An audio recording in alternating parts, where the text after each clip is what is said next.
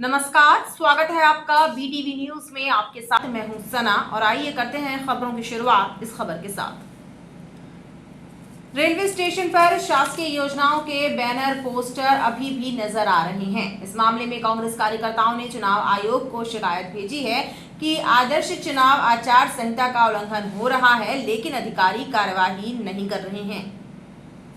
जबलपुर जिले में आदर्श चुनाव आचार संहिता लगे 4 दिन हो गए हैं, लेकिन अभी भी शासकीय योजनाओं के बैनर पोस्टर पूरी तरह से हटाए नहीं गए हैं। जबलपुर स्टेशन पर लगे शासकीय योजनाओं के पोस्टरों को लेकर कांग्रेस कार्यकर्ताओं ने एक शिकायत पत्र प्रदेश निर्वाचन आयोग को भेजा है। कांग्रेस कार्यकर्ताओं का कहना है कि अधिकारी कार्यवाही नहीं कर रहे हैं। देखिए, जबलपुर रेलवे स्टेशन पर साफ तौर पे आचार संहिता का उल्लंघन देखा गया। जबलपुर रेलवे स्टेशन जो कि जबलपुर का सबसे व्यस्तम स्थल होता है, जहां पर कई हज़ारों की तादाद में लोगों का आवागमन बना रहता है, वहां पर दर्जनों सरकारी वहां पर विज्ञापन लगे हुए हैं और इतने स्पष्ट लगे हुए हैं जैसे अभी मानो हफ्ता 10 दिन पहले लिखे गए हों। आपने देखा, जब आचार संहिता लगती है, चाहे सरकारी विज्ञापन हो, चाहे विपक्षी पार्टियों के प्रचार प्रसार की सामग्री हो, उनके पोस्टर बैनर फ्लैक्स हो, उनको हटाया जाता है। मगर जिला प्रशासन के द्वारा जबलपुर के सबसे व्यस्तम स्थल पर उन सरकारी विज्ञापनों को प्रदर्शित होने छोड़ दिया गया और मैं समझता हूं जिस तरीके से वह दर्जनों वहां पर विज्ञापन अभी तक है आचार संहिता के 4 दिन के बाद, ये चूक नहीं हो सकती, ये बेईमानी करी गई है जिला प्रशासन के द्वारा। कांग्रेस कार्यकर्ताओं ने आरोप लगाया कि सार्वजनिक स्थानों पर अभी भी शासकीय योजनाओं के बैनर पोस्टर लगे हैं, लेकिन अधिकारी मूक दर्शक बने हुए हैं। आदर्श चुनाव आचार संहिता के नियमों का पालन नहीं हो रहा है। बदलते मौसम के कारण मोतीझीरा, डेंगू, टाइफाइड और वायरल फीवर के मरीजों की संख्या लगातार बढ़ रही है। जिला चिकित्सालय में प्रतिदिन 150 से ज्यादा मरीज पहुंच रहे हैं। ओपीडी में भी भीड़ लगी हुई है। चिकित्सक सलाह दे रहे हैं कि खान पान में विशेष सावधानी रखने की जरूरत है। बदलते मौसम के कारण बीमारियों का प्रकोप बढ़ रहा है। जिला चिकित्सालय विक्टोरिया की ओपीडी में मरीजों की लाइन लग रही है। चिकित्सकों के मुताबिक मोतीझीरा, टाइफाइड, मलेरिया, डेंगू के मरीजों की संख्या बढ़ रही है। 150 से ज्यादा मरीज सामने आ रहे हैं। चिकित्सकों का कहना है कि खान पान में विशेष सावधानी रखना जरूरी है। बासा भोजन और दूषित पानी बीमार कर सकता है।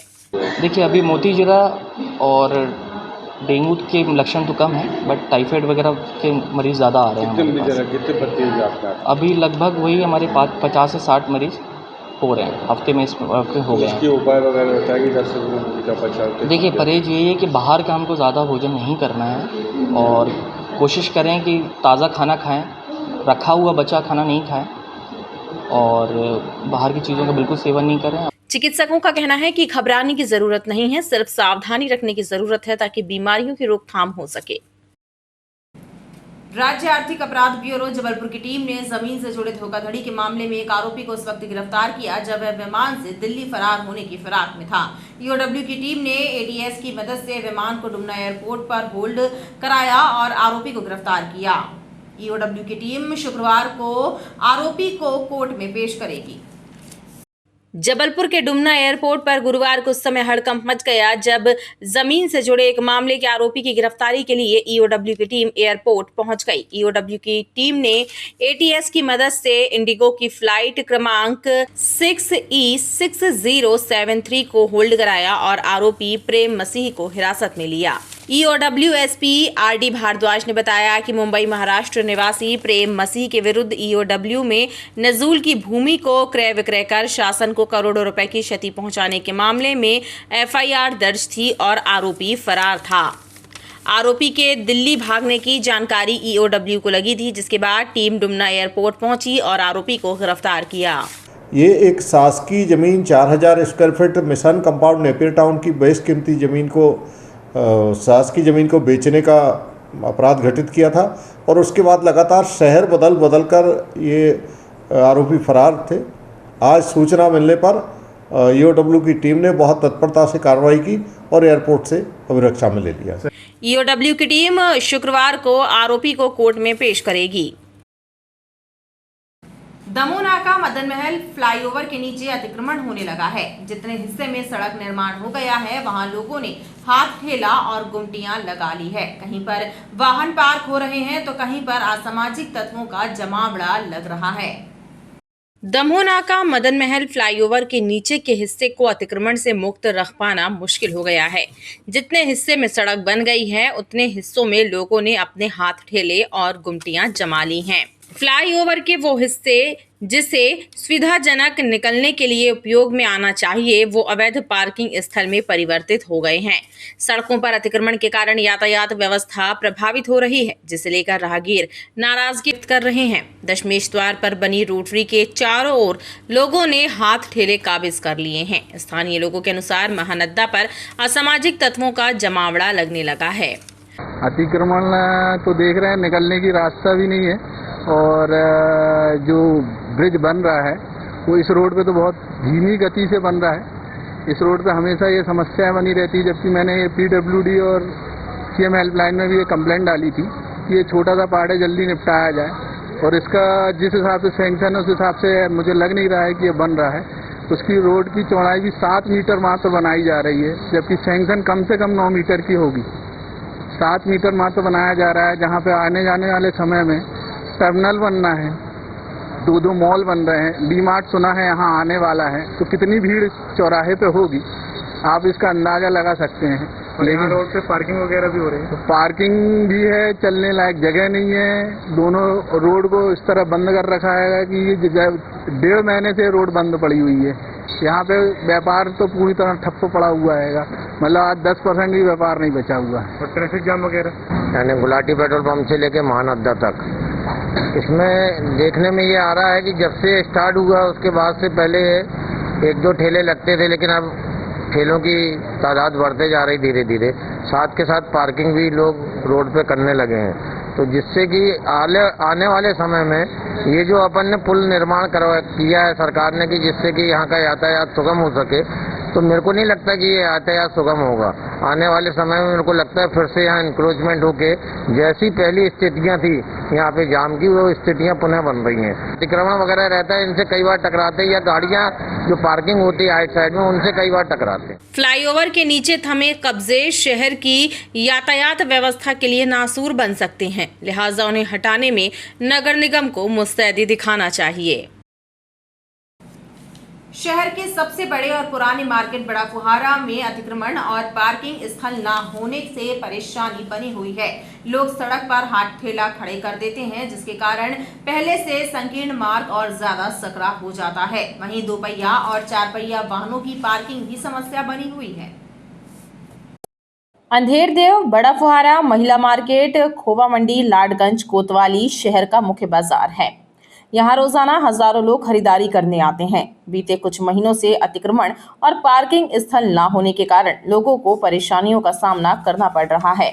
दरअसल यहाँ दुकानों के सामने पैदल राहगीरों के लिए बने फुटपाथ पर लोग हाथ ठेला काबिज कर देते हैं, जिस कारण पहले से संकीर्ण मार्ग और ज्यादा सकरा हो जाता है। एक और ज्ञानकारों के अनुसार स्थानीय दुकानदार ही ग्राहकी न होने के कारण 300-500 रुपए दिन के भाव ठेला खड़ा करता है। वहीं दूसरी ओर व्यापारियों का कहना है कि हाथ ठेला खड़ा कराना उनकी मजबूरी है, एक को हटाओ तो दूसरा आ जाता है।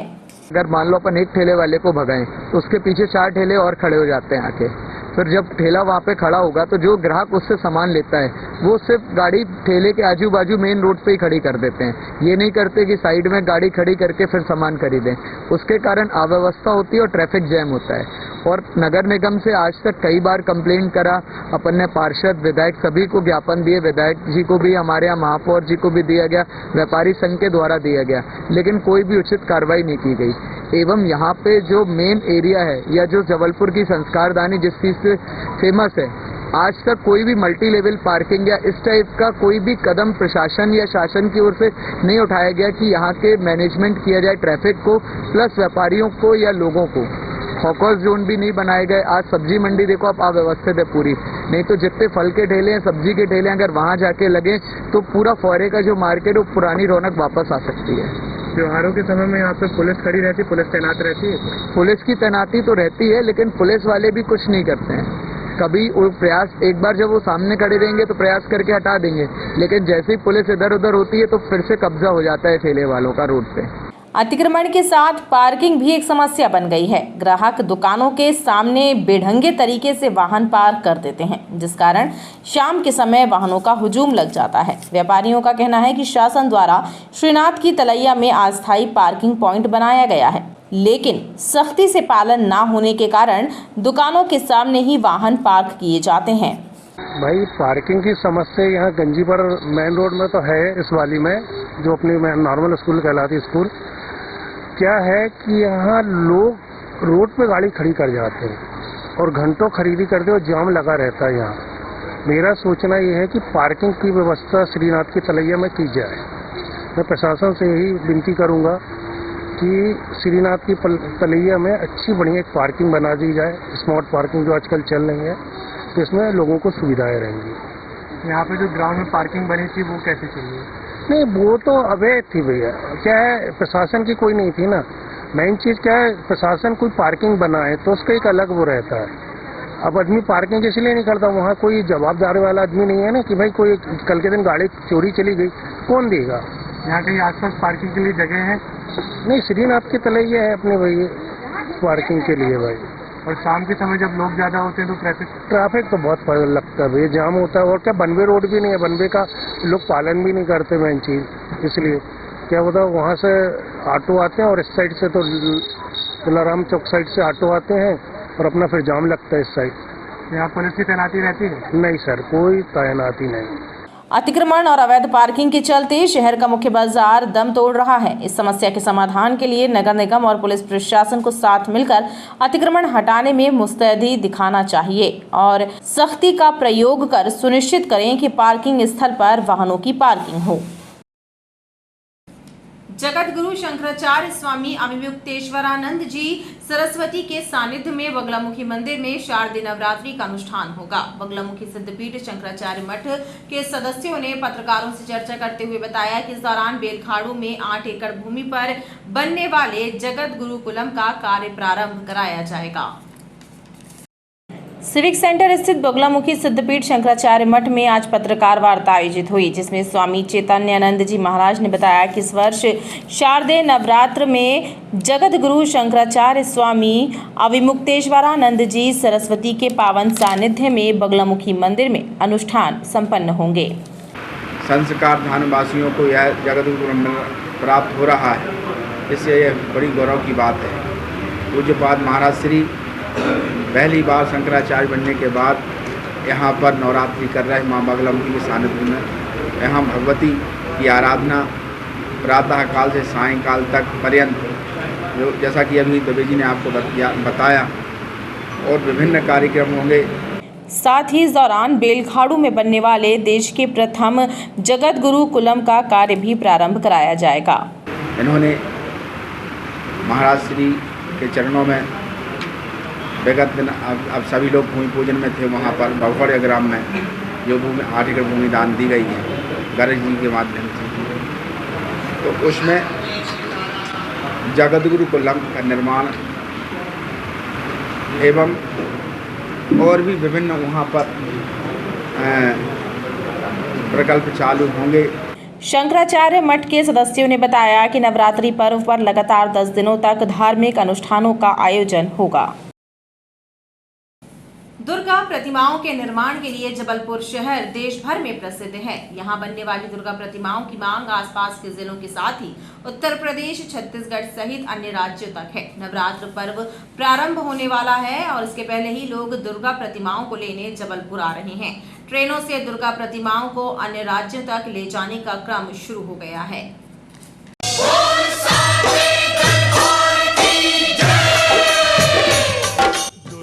एक तरफ जहां पूरे देश में जबलपुर का नवरात्र पर्व और दशहरा प्रसिद्ध है, तो वहीं यहां निर्माण की जाने वाली दुर्गा प्रतिमाओं की ख्याति देश के अलग अलग राज्यों में है। ऐसे में नवरात्र पर्व शुरू होने के पहले यहां बनने वाली दुर्गा प्रतिमाओं की मांग बढ़ गई है और आसपास के जिलों के साथ ही अन्य राज्यों से भी लोग दुर्गा प्रतिमाएं लेने जबलपुर आते हैं। शहर में निर्मित होने वाली प्रतिमाएं प्रदेश ही नहीं बल्कि अन्य राज्यों तक भेजी जाती हैं। नवरात्र प्रारंभ होने के पहले ट्रेनों से दुर्गा प्रतिमाएं अन्य राज्यों और आसपास के जिलों तक ले जाने का क्रम शुरू हो गया है। भर दो झोले खाली शेरों वाली, कोई दो झोली खाली। परंपराओं के तहत जबलपुर के आसपास के ज़िले हैं और उससे दूर 250-300 किलोमीटर दूर तक माँ दुर्गा की प्रतिमाएं जाती हैं। निश्चित तौर पे यहाँ के कलाकारों में माँ नर्मदा का आशीर्वाद, माँ दुर्गा, माँ सरस्वती का आशीर्वाद है कि प्रतिमाएं यहाँ से जाने की परंपरा लगातार बनी हुई है। और पूर्व की भांति इस वर्ष भी कई प्रतिमाएं सैकड़ों की तादाद में जबलपुर के से प्रतिमाएं बन के अलग अलग जिलों में जाती हैं। 20 सालों से हम लोग यहाँ से मूर्तियाँ लेके जा रहे हैं और हमारे जगह में बहुत सारी मूर्तियाँ जो जबलपुर से जा रही हैं वो एक तो जो फिनिशिंग है वो जबलपुर जैसी अभी तक कोई दे नहीं पाया है। कुंदन मूर्तिकार की बात कर रहा हूँ मैं, उसके जैसी हमें आज तक कभी फिनिशिंग मिली नहीं है। करीबन 20 सालों से हम लोग यहीं से मूर्ति लेके जा रहे हैं। जानकारों के अनुसार जबलपुर में निर्मित होने वाली मां दुर्गा की प्रतिमाएं देश में दूसरे नंबर पर हैं। मां का रूप और श्रृंगार इतना मनमोहक होता है कि हर कोई इन्हें निहारे बिना नहीं रहता। रेलवे स्टेशन पर दुर्गा प्रतिमाएं बुकिंग के लिए पहुंचने लगी हैं।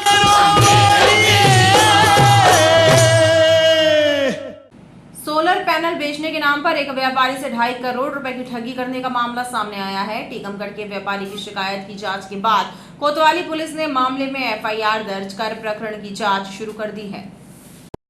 कोतवाली पुलिस ने जानकारी देते हुए बताया कि टीकमगढ़ निवासी नवीन खरे ने शिकायत दर्ज कराई थी कि उन्होंने जबलपुर में CU एनर्जी प्राइवेट लिमिटेड को सोलर पैनल खरीदने का ऑर्डर दिया था और इसके बदले में कंपनी के डायरेक्टर विशाल दुबे को 2.5 करोड़ रुपए एडवांस दिए थे। रकम देने के बाद विशाल ने उन्हें सेल ऑर्डर थमाते हुए माल की डिलीवरी करने का भरोसा दिलाया, लेकिन डिलीवरी नहीं की। पीड़ित के द्वारा जब कंपनी के ठिकानों पर पता लगाया गया तो कंपनी के पते ठिकाने भी फर्जी निकले, जिसके बाद मामले की शिकायत कोतवाली थाने में दर्ज कराई गई। शिकायत की जांच के बाद मामले प्रकरण दर्ज कर जांच की जा रही है। एडवांस में राशि दी गई थी। राशि 2,48,00,000 रुपये की राशि इनके द्वारा पेमेंट किया गया था, अग्रिम के रूप में भुगतान किया गया था, परंतु सोलर पैनल्स का ऑर्डर इन तक नहीं पहुंचा। उसके बाद इन्होंने उस कंपनी के बारे में छानबीन की तो पाया कि जिस पते पर कंपनी रजिस्टर्ड है वहां पर वो कंपनी एग्जिस्ट नहीं करती है। इसकी जांच के उपरांत थाना कोतवाली में धोखाधड़ी और फर्जी दस्तावेज प्रस्तुत करने, जान से मारने की धमकी देने आदि के संबंध में एफआईआर दर्ज की गई। कितने आरोपी हैं? इसमें नामजद 4 आरोपी हैं एवं अन्य आरोपी भी हैं, जिसमें विवेचना में जो भी साक्ष्य आएंगे उनके आधार पर उनको आरोपी बनाया जाएगा। खबरों का सिलसिला लगातार जारी रहेगा। आप देखते रहिए BTV न्यूज़।